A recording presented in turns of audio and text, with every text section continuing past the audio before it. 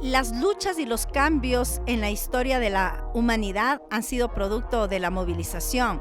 Del esclavismo al feudalismo no es que se daban la mano y ya. La gestión de Lazo, no solo en educación, seguridad, salud, vivienda, generación de empleo, 0/100.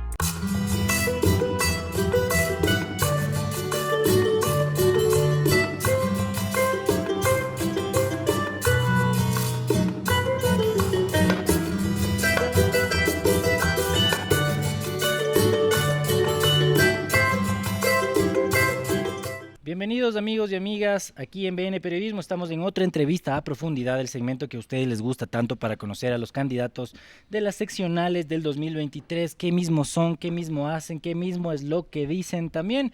Pero antes de comenzar con la entrevista, quiero decirles que estamos en la terraza. Ustedes ya conocen este espacio hermoso acá en la José de Antepara y Vicente León, diagonal a la Plaza de Toros Belmonte. Pueden venir a tomar un trago, pueden venir también a comer una hamburguesa, unas alitas, un lomo fino, o pueden también venir con su familia y sus amigos y pasan un buen rato en este espacio. El día de hoy nos acompaña Natasha Rojas. Ella es militante de izquierda, representante estudiantil en su tiempo universitario y parte importante de los movimientos que evitaron la privatización de la educación en los años 90. Bienvenida, Natasha, a este espacio de entrevistas. Muchísimas gracias, un saludo a todos los amigos, a las amigas que nos están mirando en este importante programa. Quiero que me hagas un resumen bastante breve, digamos así, de cómo fue tus inicios en la vida política estudiantil, porque digamos que ahí comienza, o dónde comenzó, cuál es el origen, qué es lo que dijo Natasha Rojas, yo quiero seguir en la política o dedicarme a la política universitaria. Cuando tenía 7 años, mi papi me llevó a una concentración, en ese entonces del MPD. Y me pidieron que le entregara un ramo de flores a Jaime Hurtado González, que fue asesinado en la época de Yamil Maguad, en el gobierno de Yamil Maguad de la Democracia Popular. Y cuando le entregué y luego escucharle un discurso con la fuerza, el tamaño que tenía, esa oratoria impresionante, yo dije, de grande quisiera ser como él. Digamos que ese es un hito importantísimo en mi vida, en donde me sorprendió este elemento respecto de cómo se podía trabajar por la gente, defender los derechos del pueblo, en definitiva otros aspectos. Y bueno, ya posteriormente yo me inicio en el activismo social cuando estudiaba en el Colegio Consejo Provincial de Pichincha, en el sur de Quito. Tengo 47 años.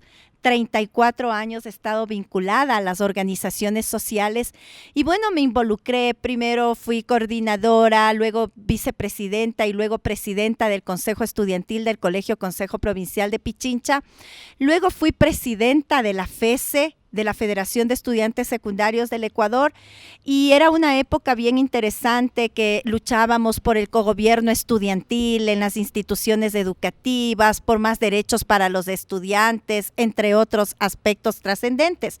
Y luego ingreso a la Universidad Central del Ecuador y me vinculo al Frente Revolucionario de Izquierda Universitario, el FRIU, ahora Transformación Universitaria, y fui presidenta de la Asociación Femenina Universitaria y la primera mujer presidenta de la FEWE de la Universidad Central del Ecuador. Hace 20 años, si no me equivoco. Es hace 25 años. Hace 25 años, más o menos. Y digamos que en esa época eso cambió, es el segundo hito que cambia mi vida. Porque en la FEWE estaban acostumbrados los estudiantes universitarios a tener de presidente a un hombre alto, fuerte, con una voz sonora. Y bueno, insertarse en el movimiento estudiantil universitario fue interesante. Luego, digamos que esa es mi trayectoria en el movimiento estudiantil. Pero quedémonos, perdón, Natasha, quedémonos un ratito en el tema de la FEWE y en esto de cómo fue ser también representante estudiantil mujer, la primera presidenta de la FEWE. ¿Cómo lo tomaron también? Porque hay que decir, los movimientos de izquierda no es que han sido, digamos que, lo más inclusivos en temas de género, ¿no? Históricamente también han sido muy machistas. ¿Cómo lo tomaron los dirigentes principales en ese momento? Bueno, Primero fui presidenta de la Asociación Femenina Universitaria de Quito y a nivel nacional, y logramos desarrollar un liderazgo y un trabajo súper importante en defensa de la educación pública, porque en ese momento había todas las intenciones de privatizar las universidades para que el pueblo no podamos ingresar y no nos podamos profesionalizar. Luego, producto de ese trabajo, te quiero contar que sí, por supuesto, tenemos que enfrentar prácticas machistas, violencia política, un sinnúmero de elementos. Sin embargo, fue unanimidad del frente que yo pertenecía, que era el FRIU en ese entonces, que Natasha participe como candidata a presidenta de la FEWE. Y bueno, diseñamos una estrategia, la primera mujer presidenta, un sinnúmero de elementos y principalmente el énfasis en que Natasha Rojas era una mujer que siempre encabezaba las movilizaciones estudiantiles y digamos que los estudiantes universitarios conocían ese elemento. Y lo otro es que toda mi vida he sido frontal, he sido directa, y he dicho las cosas que pienso, cómo las considero, y entonces allí fue que me inserté y digamos que tengo experiencias muy interesantes respecto de las luchas que desarrollamos, enfrentamos al gobierno de Maguad. Recuerdo en ese momento Ana Lucía Armijos era ministra de gobierno, luego ministra de finanzas, el tema de los recursos para las universidades, movilizaciones impresionantes que se desarrollaban para defender la educación pública aquí en la central, pero también eso tenía una trascendencia a nivel nacional. ¿Y cómo era eso? Porque ahora digamos que ya no se ve una universidad movilizada, muchos, bueno, algunos tendrán sus, digamos que sus argumentos y sus razones por lo que ha pasado esta situación, muchos le culpan también a los movimientos correístas que entraron en la universidad. Pero ¿cómo era defender la universidad pública en los años 90, donde había movilizaciones masivas, donde había enfrentamientos con los policías, donde incluso decían que había más manifestaciones que clases? 90 y 2000 fueron las 2 décadas que hubo sendas movilizaciones. Y tú vinculabas las actividades académicas con la lucha social. El tema es que había intereses de privatizar las universidades. O defendías la universidad o te quedabas sin acceso a la educación superior, porque los sectores populares no tenían posibilidades para enviar a sus hijos a universidades particulares para que puedan seguir estudiando. Entonces fueron luchas importantes frente a estos intentos y por supuesto el movimiento estudiantil universitario ha tenido que enfrentar un sinnúmero de aspectos ahora, ¿no es cierto?, con políticas de división de las organizaciones sociales que la impulsó el correísmo en su época, de persecución a los dirigentes sociales, de encarcelamiento a los luchadores sociales, y digamos que son nuevos momentos, pero yo diría que ese momento difícil, complejo que se enfrentó en la Universidad Ecuatoriana y en el país, hoy vivimos momentos totalmente distintos y expresiones de aquello tenemos el paro nacional de octubre, el paro nacional en el mes de junio, las luchas de los estudiantes universitarios por el presupuesto para las universidades, de los jóvenes por acceder libremente a la educación, de los trabajadores en defensa de la seguridad social, en contra de la precarización de las condiciones laborales en las cuales se desenvuelven. Entonces, creería yo que existe una reanimación importante de la lucha social en nuestro país. Muchos han hablado también del MPD en su momento, ¿no? Se hablaba de que eran un grupo muy violento, un grupo que salía a las calles a quemar cosas con bombas Molotov, que su ideología maoísta les hacía hacer esto, etcétera, etcétera. Pero de primera mano, ¿qué tendrías que decir ante eso el tema de la lucha popular? ¿Cómo debe ser la lucha popular en las calles? ¿Debe haber enfrentamiento? ¿No debe haber enfrentamiento? ¿El enfrentamiento debe ser en las aulas? ¿Debe ser en un paraninfo? ¿Cómo debe ser? Las luchas y los cambios en la historia de la humanidad han sido producto de la movilización. Del esclavismo al feudalismo no es que se daban la mano y ya hubo la transición en ese modo de producción, o del feudalismo al capitalismo, besos y abrazos. En la actualidad, el trabajador al empresario no es que le da un beso y le dice te saludo, te incremento el sueldo, o le das una flor y dicen te incremento los sueldos, de ninguna manera. Todos los procesos y todas las victorias que hemos tenido para mejorar las condiciones de vida de los pueblos en el mundo han sido producto de la lucha.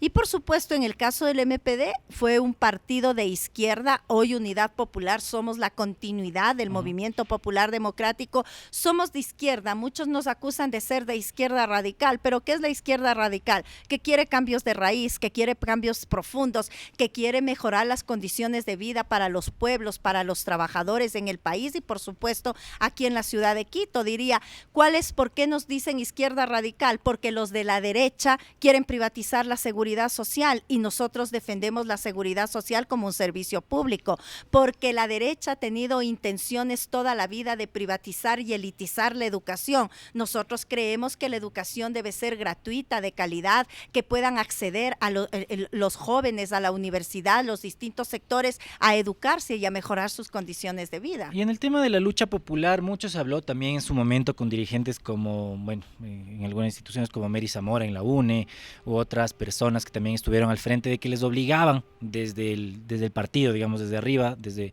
la organización más macro, a que salgan los estudiantes de la FESE, por ejemplo, a que salgan los estudiantes de la universidad, porque si no, iba a haber malas calificaciones o iba a haber represalias a los estudiantes universitarios y secundarios. ¿Qué tan cierto es esto?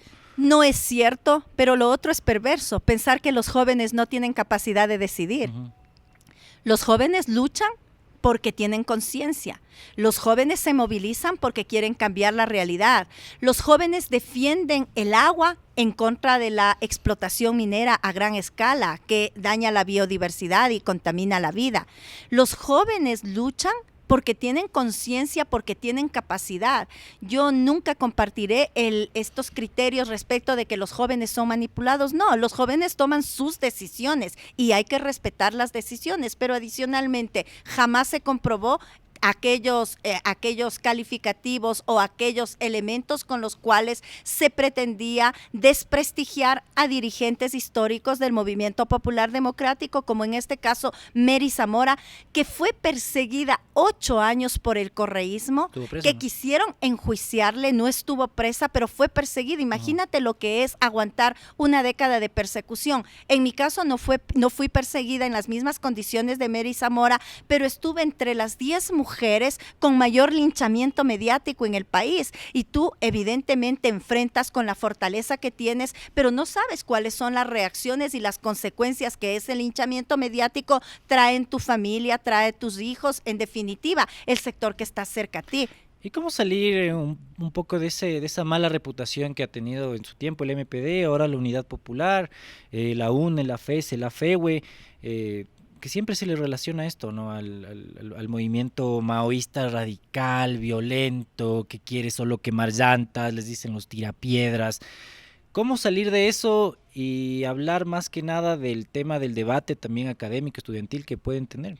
Hemos presentado varias propuestas. Aquí estoy dialogando contigo sobre tesis, sobre concepciones, sobre propuestas para Quito. Me gustaría profundizar la propuesta que llevo, por supuesto, hacia el municipio de Quito, que son uno de los elementos fundamentales. Es parte de la política perversa que tiene como finalidad desprestigiar a las organizaciones sociales, así como ahora el gobierno actual perverso de Lazo pretende desprestigiar a Leonidas Issa, al movimiento indígena, al movimiento popular ecuatoriano. Siempre que existe sectores que se movilizan, sectores que defienden los derechos, sectores que luchan por mejorar las condiciones del pueblo ecuatoriano, se busca estigmatizarlos a través de un sinnúmero de elementos que jamás han sido comprobados por un lado, pero por otro lado que se busca estigmatizarlos como que si no existieran propuestas y lo único que quieren es establecer caos en el país. Ya vamos a llegar justo al tema de las propuestas de Quito, que también es bastante importante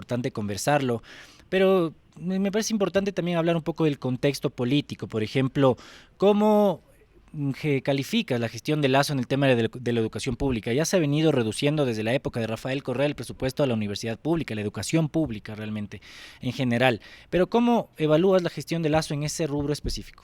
La gestión de Lazo, no solo en educación, seguridad, salud, vivienda, generación de empleo, 0 sobre 100. No ha hecho absolutamente nada. Está preocupado en la venta del Banco del Pacífico, en la privatización del Instituto Ecuatoriano de Seguridad Social, en la conculcación de los derechos de los trabajadores, porque es el mejor aliado de los empresarios, dejando de lado los intereses del pueblo ecuatoriano en general. Y el tema de la educación en general y la educación pública muy compleja. Se reduce el presupuesto para las universidades, las consecuencias en que tienen deficiencias para la contratación de docentes y se disminuyen los cupos para que los jóvenes puedan ingresar. Ahora nos dicen que ya no existirá el examen de ingreso que les tomaban a para ingresar a las universidades, pero no hay un incremento del presupuesto para las universidades para incrementar los cupos en las mismas. Entonces es una política perversa que busca la implementación de un proyecto neoliberal que significa privatización de empresas, que significa reducción del personal en las instituciones públicas y, por supuesto, todo un proceso de disminución de recursos en el ámbito social. Vamos a hacer una pausa porque nos van a traer unas bebidas en este momento de parte de La Terraza para que nos podamos servir. Ya saben, pueden seguirles en sus redes sociales como @laterrazauio.oficial en Instagram y en Facebook como Bar La Terraza UIO. Ya saben, si vienen por BN Periodismo, dicen quiero mi plato típico y en platos típicos tienen 25% de descuento de 11 a 3 de la tarde. Así que ya saben, pueden venir acá, diagonal a la Plaza de Toros Belmonte, José de Antepara y Vicente León. Y sigamos, puedes servirte, Natasha. Bienvenida, ya sabes. Me estás comentando todo este tema de Lasso, que bueno, que todos sabemos que realmente este gobierno tiene deudas casi en todos los sectores, por no decir en todos. Pero la Unidad Popular con sus bases, ¿nos llamaron a votar por Guillermo Lasso? No, de ninguna manera. En las últimas elecciones nosotros trabajamos por la candidatura de Yacu Pérez, que fue víctima de un fraude electoral, y en la segunda vuelta electoral votamos por Yacu, escribiendo el nombre de Yacu. Es decir, llamamos a nuestra militancia a anular el voto en las últimas elecciones. Y en las elecciones, cuando estaba Lenín Moreno y también estaba Guillermo Lasso, no se hizo campaña, porque yo recuerdo algunas pancartas, digamos, de que tenían el logo de la Unidad Popular y estaba en la Universidad Central y decía FEWE, que decía ni un voto al correísmo, pero eso era también votar por Lasso. Ni un voto al correísmo, y nuestra militancia tenía la opción de votar nulo, de votar blanco en ese proceso, o la opción que considere pertinente. Evidentemente era un momento, porque hay que ver la coyuntura, el escenario concreto que se presenta, y era fundamental recuperar el país, recuperar los derechos. Habíamos sido víctimas de todo un proceso de persecución, no solo nosotros, los periodistas de investigación, los luchadores sociales, los defensores de la naturaleza, diversos sectores en nuestro país, y por supuesto hicimos, como nos corresponde y nos caracteriza, con frontalidad, hicimos un llamado a nuestra militancia a no entregarle ni un solo voto al correísmo. ¿Y hubo fraude en las últimas elecciones? Pero por supuesto, hubo fraude en las últimas elecciones, eso está comprobado. No se dio paso a un sinnúmero de impugnaciones que hizo nuestro compañero Yacu Pérez, que fue candidato a la presidencia. En este momento, si el Consejo Nacional Electoral hubiese garantizado el derecho real de la población a ejercer su voto y respetarlo al interior del Consejo Nacional Electoral, en este momento tenlo por seguro que no era Guillermo Lasso el presidente, sino que sería Yacu Pérez el presidente de los ecuatorianos, y ten la seguridad que estuviéramos en condiciones totalmente distintas, porque realmente el señor Lasso no tiene idea de lo que hay que hacer desde Carondelet. No tiene idea porque está sentado en el sillón de Carondelet, y las políticas que ha implementado para el país no han beneficiado al pueblo ecuatoriano, sino a sus grupos de poder, que es lo que le interesa. Y antes de seguir con Lasso, me salté una pregunta que sí tenía bastante en mente, que bueno, hay muchos personajes polémicos al frente de la Unidad Popular, antes de MPD también, y de las organizaciones universitarias, estudiantiles, como Marcelo Rivera, por ejemplo. Marcelo Rivera, ya sabemos de este episodio que sucedió en la Universidad Central del Ecuador, que hubo golpes al ex rector Samaniego, etcétera, etcétera. ¿Qué opinas de este suceso en específico? Y también, ¿te llevas con Marcelo Rivera? Me llevo con Marcelo Rivera, trabaja en la actualidad en Santo Domingo de los Sáchila, es docente, está vinculado a nuestra organización, la Unidad Popular, un compañero muy importante, estuvo detenido 3 años. Solo te voy a dar un dato. Nosotros solicitamos se investigue a Fiscalía quién le agredió al rector de la Universidad Central, porque en los videos claramente se lo veía, y la Fiscalía nunca dio paso a aquello. Ahí está la respuesta que te puedo dar de ese hecho que sucedió el 8 de diciembre en la Universidad Central del Ecuador. No estuve en esa movilización, yo estaba realizando mis actividades personales, profesionales. Sigamos con el tema de Guillermo Lasso. ¿Qué es lo que necesita este gobierno para no retomar, sino tomar un rumbo que no afecte a los ecuatorianos? Porque como ya estamos diciendo, en todos los rubros más o menos como que hay deudas pendientes, ¿no? Se está bien en salud, en educación, en seguridad, en política, etcétera, etcétera. ¿Qué es lo que se debe hacer? ¿Tiene que salir Guillermo Lasso? ¿Tiene que acabar su mandato?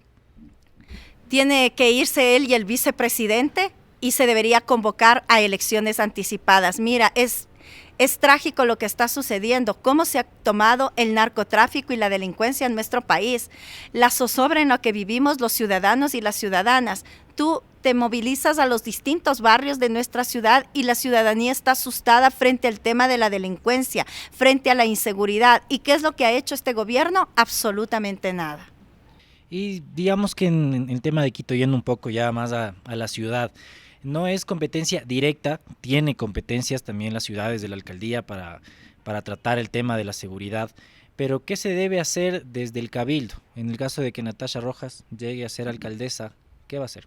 Voy a ser alcaldesa de Quito y una de las primeras acciones será convocar al Consejo Metropolitano de Seguridad, que forman parte todas las instituciones vinculadas a este tema, y le convocaré al presidente de la República para que tengamos una reunión y articular acciones en función de las competencias que tiene. ¿Para qué?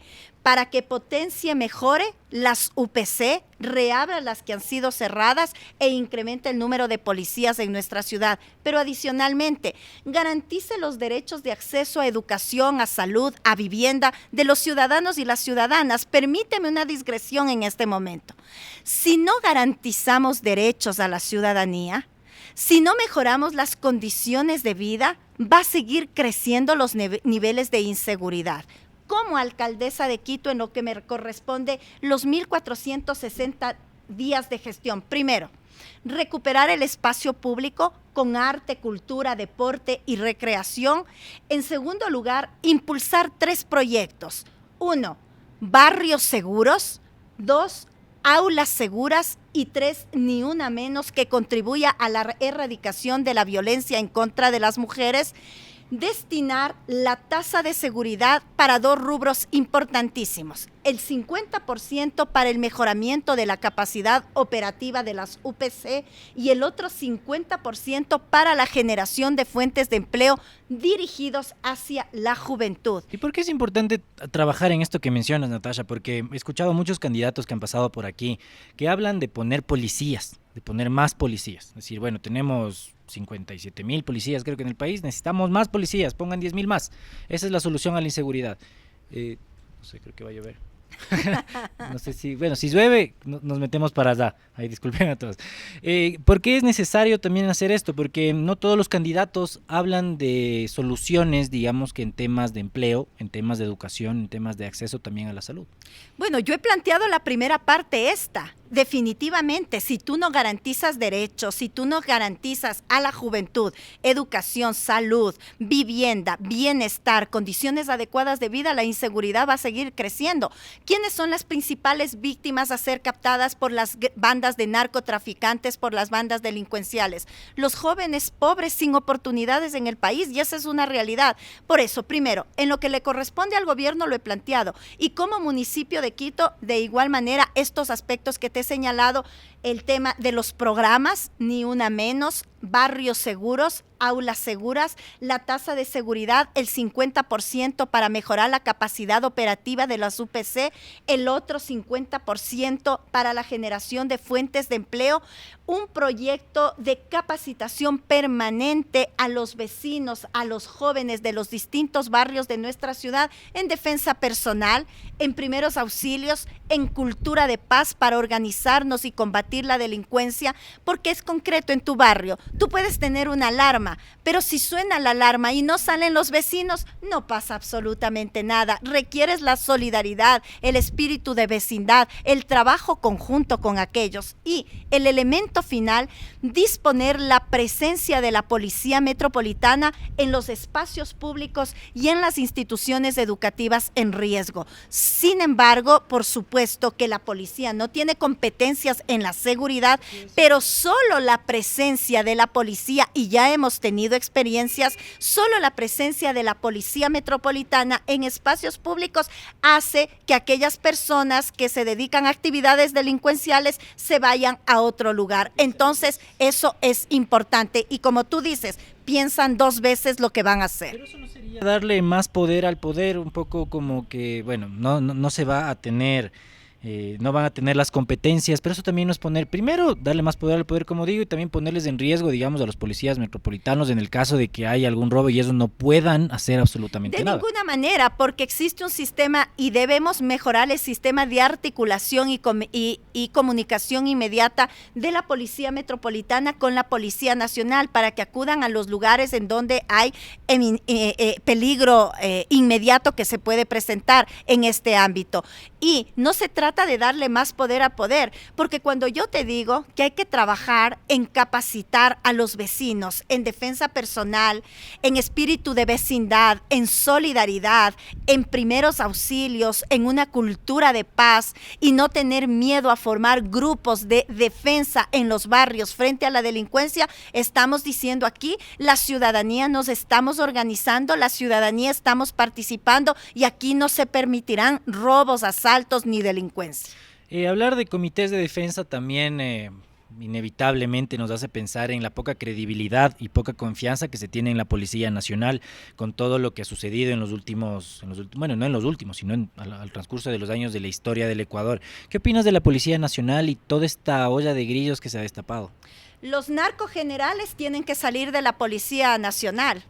Los generales, los oficiales y la tropa vinculadas a actividades delincuenciales deberían salir inmediatamente. Imagínate lo perverso que el señor Cáceres, que mató a su esposa, recién hace pocos días le desvincularon de la Policía Nacional. Le dieron la baja después Exactamente. de 2 meses. Hace pocos días, después de 2 meses, exactamente. ¿Y qué ha pasado con los narcogenerales? No ha pasado absolutamente nada, no lo digo yo, lo dijo la embajada norteamericana.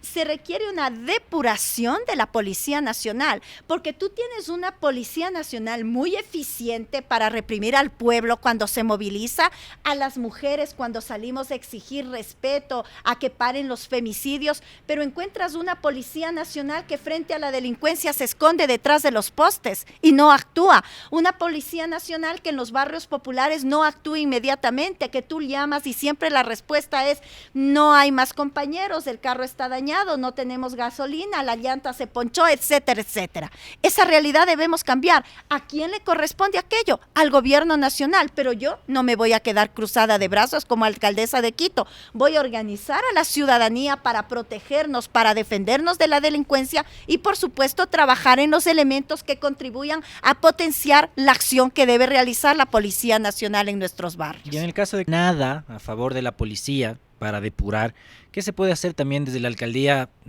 aparte de mejorar las UPCs, qué sé yo, darles incentivos a los policías nacionales, darles capacitación? ¿Se puede hacer eso desde la gestión de la alcaldía? Capacitar, por supuesto, en el ámbito de la acción comunitaria que pueden desarrollar.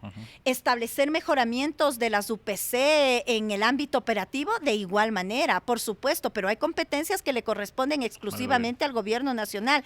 Tendremos que acudir a la Asamblea Nacional, tendremos que acudir a las distintas instancias para articular acciones para defender no solamente a Quito, para defender al país, para promover políticas serias en el ámbito de la seguridad, porque tú también tienes una realidad. Declaran en estado de emergencia a Guayaquil y la delincuencia se traslada a las ciudades o a las provincias cercanas a Guayaquil. Es lo que pasa en nuestros barrios populares. Hacen una batida en Atucucho y los delincuentes se van a la Planada. Haces una batida en la Ferroviaria y los delincuentes se van a San Bartolo. Son políticas integrales, tanto desde el punto de vista de la Policía Nacional, de estas políticas desde el gobierno nacional, pero la clave mejorar las condiciones de vida, la clave, garantizar derechos a los ciudadanos, garantizar derechos a los jóvenes. Si tú tienes jóvenes con empleo, con educación, con vivienda, con recreación, con deporte, son jóvenes que no van a requerir involucrarse a las mafias organizadas.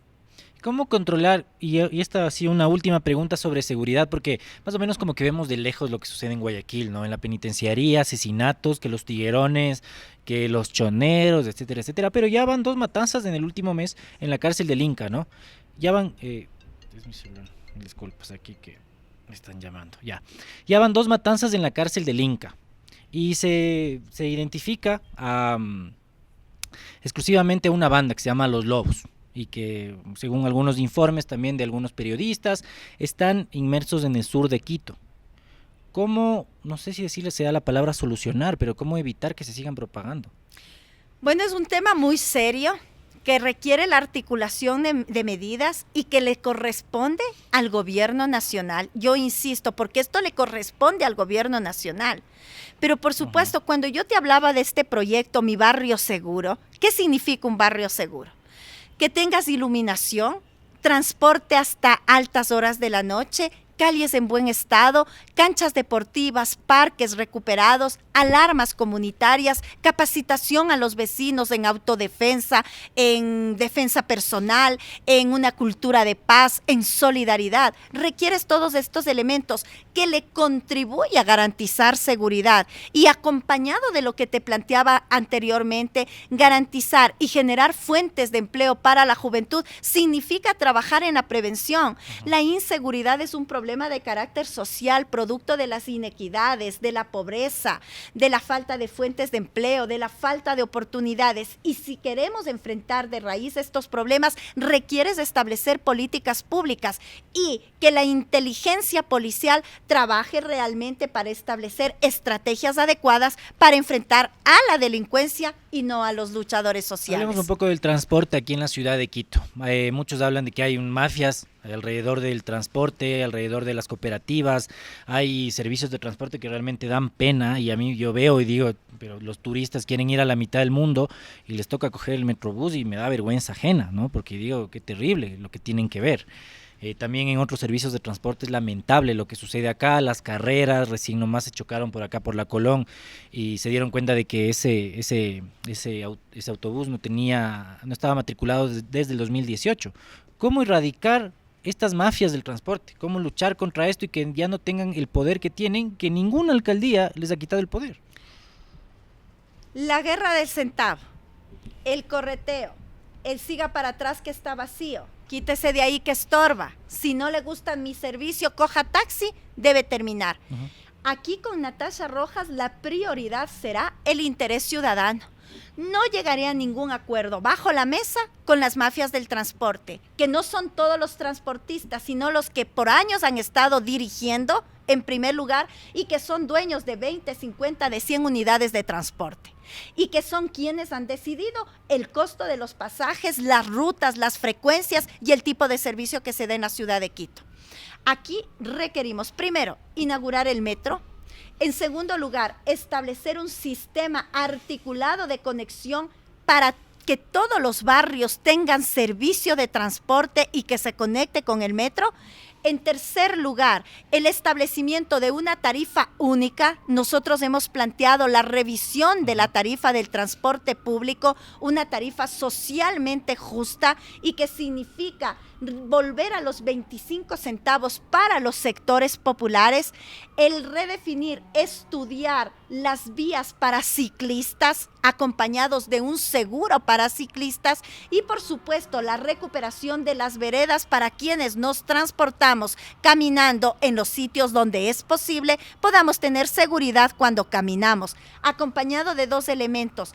Llevamos la propuesta o llevo el proyecto para incorporar a la tarifa estudiantil a los estudiantes universitarios y que los niños menores de 12 años no paguen pasajes en la ciudad de Quito. Si esto requiere de una compensación por parte del municipio de Quito a los señores transportistas, pues lo haremos, porque aquí la prioridad tiene que ser el interés ciudadano y no los intereses de grupos determinados enquistados en el municipio con las mafias de transporte que han llegado a acuerdos. No te olvides que quién es responsable del incremento de los pasajes y que no nos garantizaron seguridad. El señor Yunda, que presentó el proyecto de incremento de pasajes, aprobado y tramitado por el señor Guarderas. Y aquí sí vale decir, ¿qué dijeron respecto del tipo de transporte, del incremento de los pasajes, el resto de candidatos a la alcaldía de Quito? Absolutamente nada. Sí tengo que decirte que en lo personal me pronuncié rechazando esta medida al calificarla de meter la mano al bolsillo al pueblo de Quito. Y mucho se habla también de la cultura vial del quiteño al manejar, porque yo he tenido algunos amigos que conocen otras capitales por suerte y bueno, han viajado y todo y me dicen, hay tráfico en todo lado, en todas las capitales, pero en Quito manejan horrible. En Quito le lanzan el carro al ciclista, en Quito le pitan al peatón aunque esté en paso cebra. ¿Cómo se puede cambiar esa cultura vial realmente? ¿Se puede cambiar la cultura vial? Por supuesto. Sí, porque que Barrera al final de su mandato comenzó a poner un montón de multas, más o menos como para castigar a los choferes. En cambio, Rodas ganó literalmente con la propuesta de que iba a quitar las multas y nada cambió. Entonces, ¿cómo se puede cambiar esta cultura vial? No te olvides que el señor Barrera representaba al correísmo y ahora tenemos un candidato del correísmo también a la alcaldía de Quito y que nos cobraban multas absolutamente por todo. Sí, necesitamos, uno de los ejes trascendentales en nuestra propuesta es la educación vial. La educación vial para los conductores, para los ciclistas, para los motociclistas y también para los peatones, porque creo que todos en momentos determinados no cumplimos con lo que establece la ley, pero esta es una capacitación permanente, una sensibilización respecto de respetar al otro. Si te respetas al otro, te respetas tú mismo. Tenemos puentes peatonales, crucemos por el puente peatonal. Tenemos vías de ciclistas, por favor que los carros no invadan las vías de los ciclistas. Tenemos ciclistas en las calles, los carros les atropellan en algunas ocasiones, que ha habido datos y casos en el caso de Quito de atropellamiento de los ciclistas. Educación vial, cultura vial es uno de los aspectos fundamentales que requerimos trabajar. Y yo diría, estos elementos de educación en todos los ámbitos. Necesitamos educación vial, educación para sacar la basura, educación en los distintos ámbitos del desarrollo de nuestra ciudad que son fundamentales.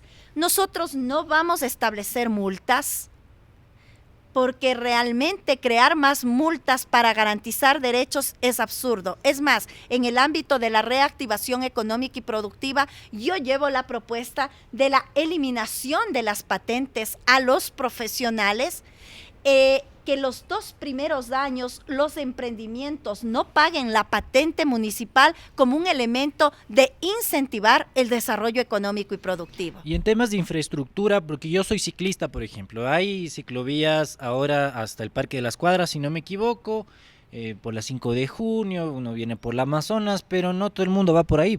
No todo el mundo se moviliza por ahí. ¿Qué puede hacer uno como ciclista? Porque digamos, yo quiero ir por la 10 de agosto, quiero irme por Eloy Alfaro y me toca meterme entre los carros. Y uno dice, no, es que estás invadiendo vía y hay vías para los ciclistas. Entonces digo, pero no puedo meterme a una vía para los ciclistas si no hay vías para ciclistas. Los peatones, la misma historia. Quito es una ciudad construida para los autos. ¿Cómo luchar contra eso en niveles de infraestructura? ¿Se puede hacer algo en Quito? ¿Se puede cambiar? ¿O ya es algo a lo que debemos adaptarnos más o menos? Bueno, yo creo que hay que apostarle al transporte público. Si tú le apuestas y tienes un transporte público de calidad, seguro, cómodo, rápido, con una tarifa socialmente justa, ¿qué va a hacer el dueño del auto particular? Y que llegue a todos los barrios. El dueño del auto particular va a dejar su auto en la casa y va a tomar el sistema de transporte para movilizarse. Reduce la contaminación ambiental, reduce el número de autos en las calles, contribuye a su economía, porque una cosa es pagar 25 centavos y otra cosa poner gasolina, pagar parqueadero, un sinnúmero de elementos, pero claro, siempre y cuando sea un transporte seguro. Por eso es urgente inaugurar el metro, urgente redefinir las rutas, las frecuencias de los buses hacia los distintos barrios de nuestra ciudad. Y en el tema concreto de los ciclistas, para mí es muy importante este tema. Hay que realizar estudios respecto de dónde corresponden las vías de los ciclistas, exclusivas para ciclistas. Y esto debe ir acompañado de un seguro de accidentes. Si tú logras tener vías en buen estado y tienes un seguro de accidentes, tenlo por seguro que una mayor cantidad de personas en bicicletas, en monopatín y otros mecanismos de movilidad alternativo, vas a tener más personas movilizándote de esta forma en la ciudad de Quito. Y la última sobre movilidad, porque justo mencionas este tema de los scooters y de las motos eléctricas, que ahora hay un auge ahí brutal en todo lado y todo el mundo tiene porque es más accesible, y muy bien por ese lado, pero también se hablaba de regularización a este tipo de movilidad. En la alcaldía de Natasha Rojas se propone eso, se propone regularizar, porque también hay sectores de ciclistas que se quejan porque dicen, bueno, están yendo a velocidades absurdas por las ciclovías y eso también genera peligro para los ciclistas, para los que van en patineta, para los que van en cualquier tipo de movilidad que no tenga un motor eléctrico o a gasolina. Entonces, ¿se va a hacer algo en ese sentido o no? Por supuesto, hay que poner en orden la casa. Hay que regularizar lo que se tiene que regularizar, pero eso no significa cobrar multas o crear impuestos. Aquí lo que nos interesa es buscar modos alternativos de movilidad y por supuesto deberán estar exentos de pagos en impuestos, tasas o contribuciones al municipio de Quito. ¿Qué se va a hacer en el tema del uso del suelo? En el Batán, un montón de edificios vacíos hechos por Uribe Schwarzkopf y por un montón de constructoras. Tenemos también en la 10 de agosto, una 10 de agosto totalmente vacía y abandonada.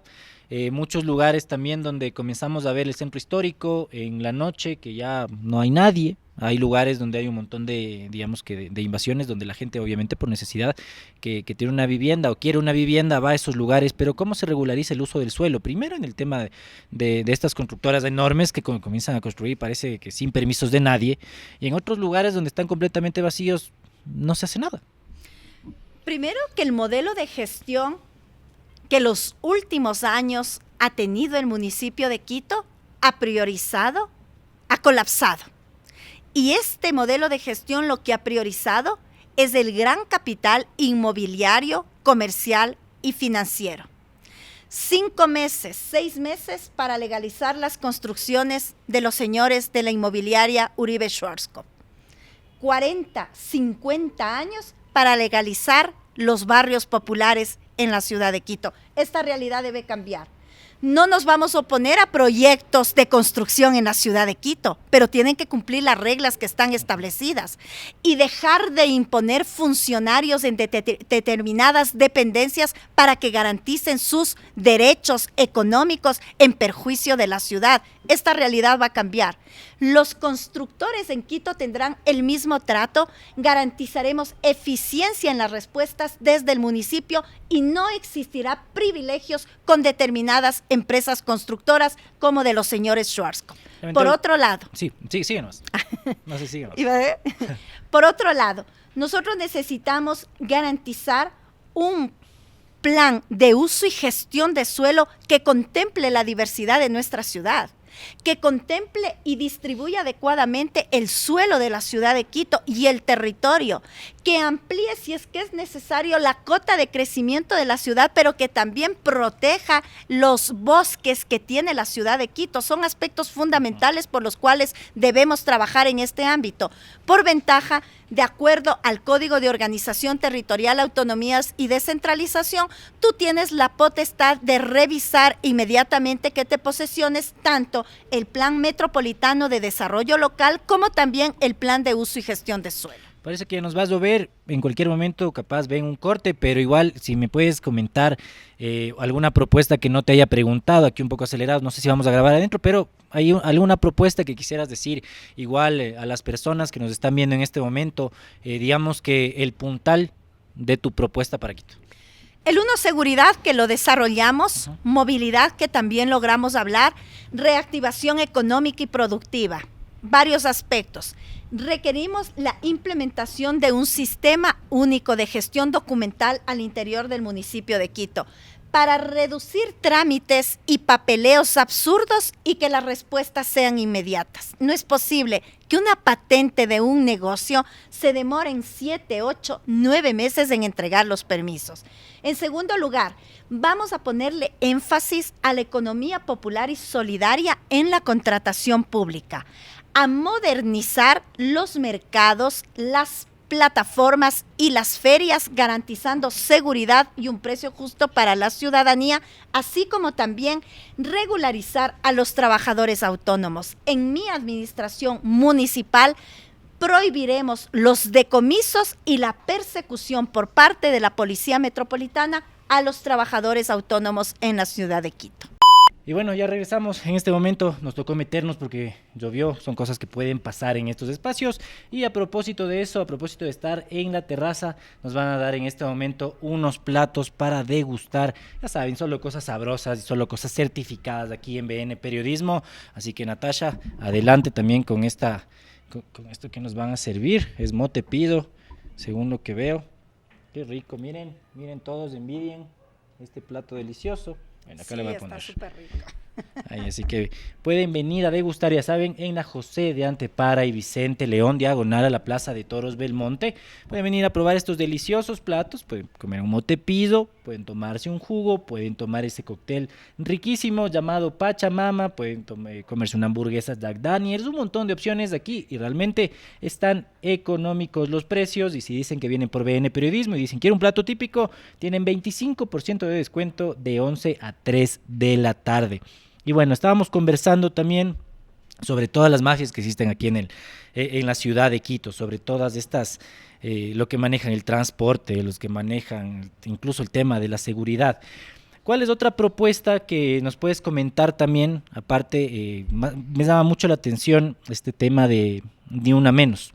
¿Cómo se maneja también la violencia a las mujeres? ¿Cómo, aparte de este proyecto, qué se puede hacer también para, no solamente en estos espacios, sino en instituciones públicas, dentro del municipio también, evitar que haya violencia contra la mujer, que es un mal que aqueja al mundo realmente? Capacitar a los funcionarios municipales en torno a los temas de género. El tema de la implementación en el servicio de transporte de la línea Violeta, que la hemos trabajado con Cristina Cachaguay, que es nuestra candidata a concejala del Distrito Centro y presidenta de la organización Mujeres por el Cambio.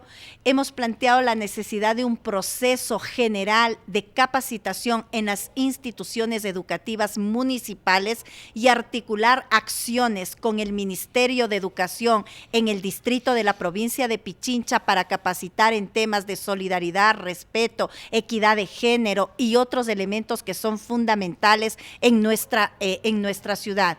Y digamos, un aspecto importantísimo para nosotros es que a través de Conquito vamos a entregar 10 millones de dólares en créditos a través de líneas directas de créditos para proyectos de emprendimiento dirigidos para jóvenes y para mujeres. Este es un aspecto fundamental porque tú también, para salir del círculo de violencia, requieres tener autonomía económica, autonomía financiera, y creemos que este es un aspecto importantísimo, así como dos elementos finales: el tema de la potenciación de la casa de acogida del municipio de Quito y llegar a acuerdos con las fundaciones a través de la figura de convenios interinstitucionales para inyectar recursos y asesoramiento profesional a las casas de acogida que tú tienes en los distintos barrios de nuestra ciudad.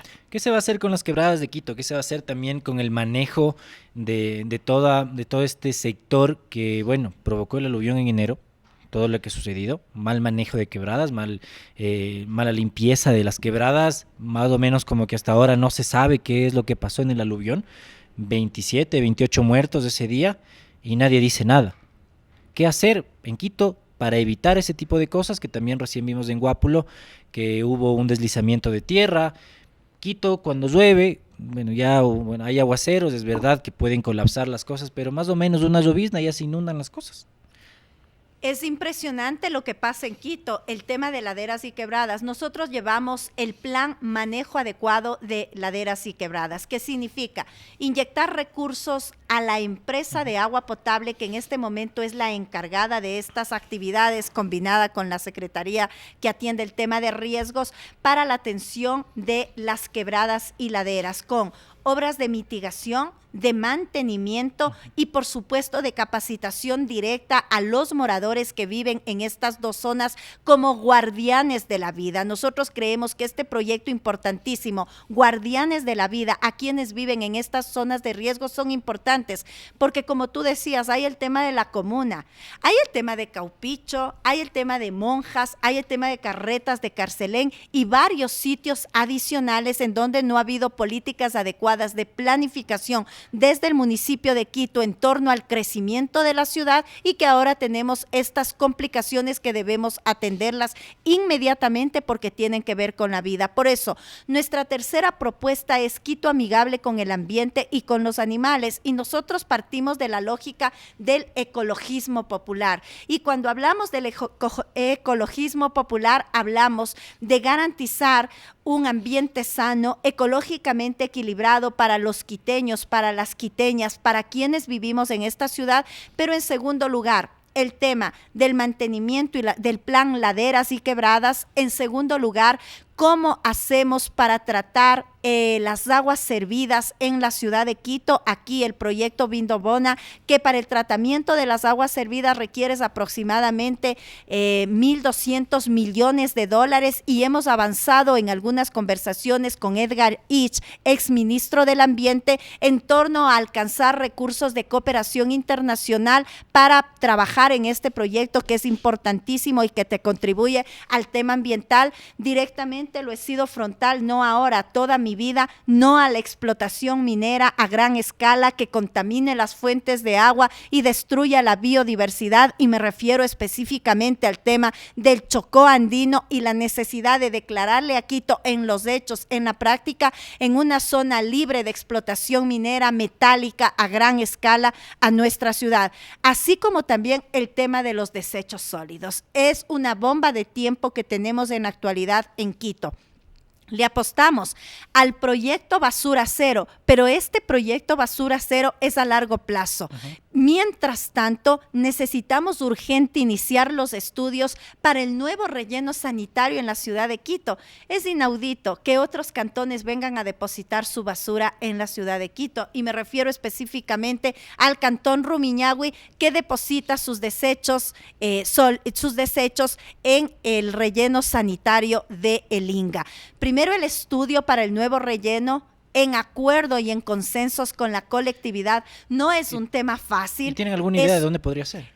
No tenemos en este momento. Hay algunos estudios que hemos avanzado con Iván Morillo, experto en temas ambientales, con María Luisa Riofrío, entre otros ambientalistas. Estamos avanzando en este tema, pero es fundamental trabajar en este aspecto. El tema de la separación en la fuente de los desechos orgánicos, los desechos inorgánicos, la recolección diferenciada de la basura, entre otros aspectos. Pero una cosa sí te quiero decir: el día que me posesione, ordenaré a la empresa Engir que pongan en funcionamiento la planta de tratamiento de desechos en la ciudad de Quito, que fue comprada en la administración del señor Rodas y que hasta ahora no funciona, y que le costó a nuestra ciudad aproximadamente 6 millones de dólares. La basura en otros países del mundo significa ingresos económicos. En el caso de Quito, sí, claro, perjuicios para la ciudadanía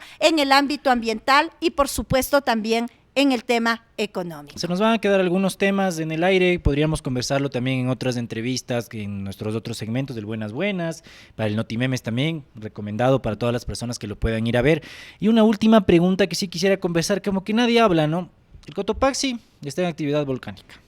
De nuevo, en 2015, entró después de mucho tiempo. Había un montón de miedo de que no va a erupcionar el Cotopaxi, y ahora qué se va a hacer. Incluso desde la alcaldía de Mauricio Rodas se dijo que se había hecho algo para supuestamente cuidar el agua, Pero, ¿qué se puede hacer desde la alcaldía o qué se debe hacer desde la alcaldía también como prevención? Porque digamos que ahorita solo está botando humaredas nomás. Pero, ¿qué va a pasar en el caso de que realmente hay una erupción fuerte? Hay que revisar el plan específico que tiene el municipio de Quito, porque una cosa te voy a decir, planes, el municipio de Quito tiene un sinnúmero, el problema es que no se ejecutan. Y trabajar en la capacitación a la ciudadanía. El tema capacitación y educación será uno de los ejes fundamentales en mi administración en todos los ámbitos, porque nosotros vivimos en una zona de alto riesgo por el tema de los volcanes, las laderas, las quebradas y un sinnúmero de elementos adicionales. Trabajar en aquello.